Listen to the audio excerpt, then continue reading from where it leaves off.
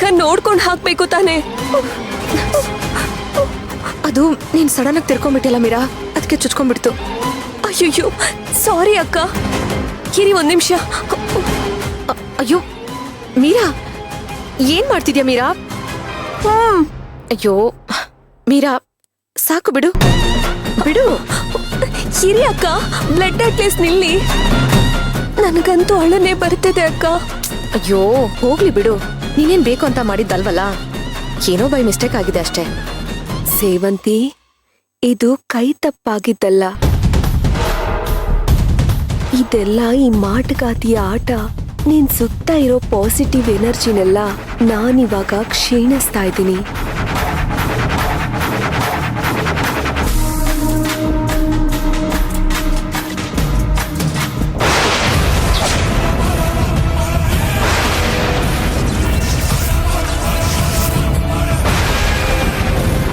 ಇದೇನಿದು?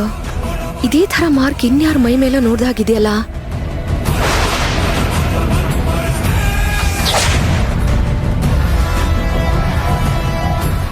ಅಯ್ಯೋ, ಇದೇ ತರ ಮಾರ್ಕು ಮಾಯಮ್ಮನ್ ಕುತ್ತಿಗೆ ಮೇಲೆ ಇತ್ತಲ್ವಾ?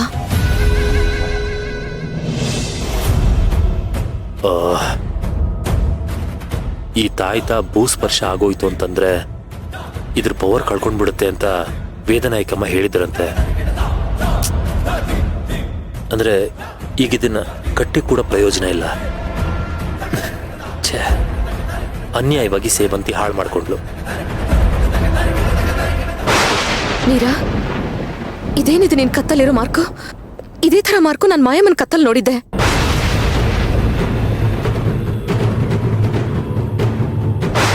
ಅಯ್ಯೋ ಸಿಕ್ಕಾಕೊಂಡ್ಬಿಟ್ನಲ್ಲ. ಎಲ್ಲಿ ಅಕ್ಕ? ಯಾವ ಮಾರ್ಕ್ ಬಗ್ಗೆ ಹೇಳ್ತಾ ಇದ್ದೀರಾ? ನೋಡಿ, ಏನೂ ಇಲ್ಲ.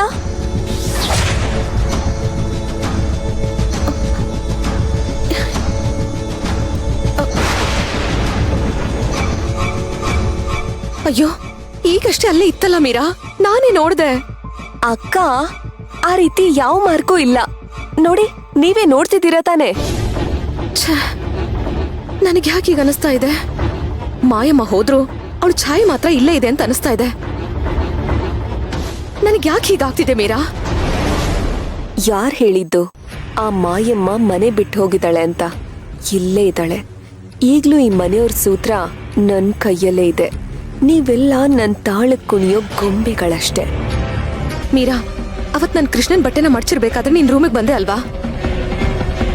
ಆಗ ನಿನ್ ಧ್ವನಿ ಮಾಯಮ್ಮನ್ ಧ್ವನಿ ತರನೇ ಕೇಳಿಸ್ತು. ಅಕ್ಕ, ನೀವ್ ಯಾಕೆ ಯಾವಾಗ್ಲೂ ಅವಳ ಬಗ್ಗೆನೇ ಯೋಚನೆ ಮಾಡ್ತಿರ್ತೀರಾ?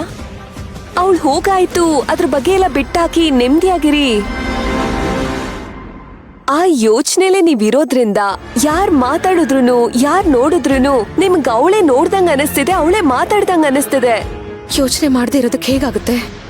ಅವಳಿ ಮನೆಗ್ ಬಂದು ಮಾಡಿರೋಂಥ ಅವಾಂತರ ಒಂದಾ ಎರಡಾ? ಅಕ್ಕ, ಆಗಿದ್ದಾಗೋಯ್ತು. ಅವಳಿ ಮನೆಯಿಂದ ಆಚೆ ಹೋಗಿದ್ದು ಆಯ್ತು. ನೀವೀಗ್ಲೂ ಅವಳ ಬಗ್ಗೆನೇ ಯೋಚನೆ ಮಾಡ್ತಿದ್ರೆ ಹೇಗೆ ಹೇಳಿ? ಮಾಯಮ್ಮ ಈ ಮನೇಲಿಲ್ಲ, ನಿಮ್ ಆಲೋಚನೆಗಳಲ್ಲಿದ್ದಾಳಷ್ಟೇ. ನೀನ್ ಹೇಳ್ತಿರೋದು ನಿಜ ಮೀರಾ. ಕೆಲವೊಮ್ಮೆ ನಾವ್ ಏನ್ ಯೋಚಿಸ್ತೀವೋ ಅದೇ ಆಗತ್ತೆ. ನಾನು ಈಗ್ಲೇ ಹೋಗಿ ಮಾಯಮ್ಮನ್ ರೂಮಲ್ಲಿರೋ ವಸ್ತುಗಳನ್ನೆಲ್ಲ ಎತ್ತ ಆಚೆ ಬಿಸಾಕ್ತೀನಿ. ಅಯ್ಯಯ್ಯೋ ಅಕ್ಕ, ಅಕ್ಕ, ಯಾಕೆ ಯಾಕೆ ಯಾಕೆ ಅಂದ್ರೆ ಅಜ್ಜಿ ಹೇಳ್ತಾ ಇದ್ರು ಮೀರಾ, ವಸ್ತುಗಳಲ್ಲೂ ಅವ್ರ ಎನರ್ಜಿ ಇರುತ್ತೆ ಅಂತ. ಮಾಯಮ್ಮ ರೂಮಲ್ಲಿ ಏನೇನ್ ಮಾಡ್ತಾ ಇದ್ಲೋ ಏನೋ, ಅವಳ ಎನರ್ಜಿ ಇನ್ನೂ ಇಲ್ಲೇ ಇದೆಯೇನೋ ಅಂತ ಅನಿಸ್ತಾ ಇದೆ ನನಗೆ.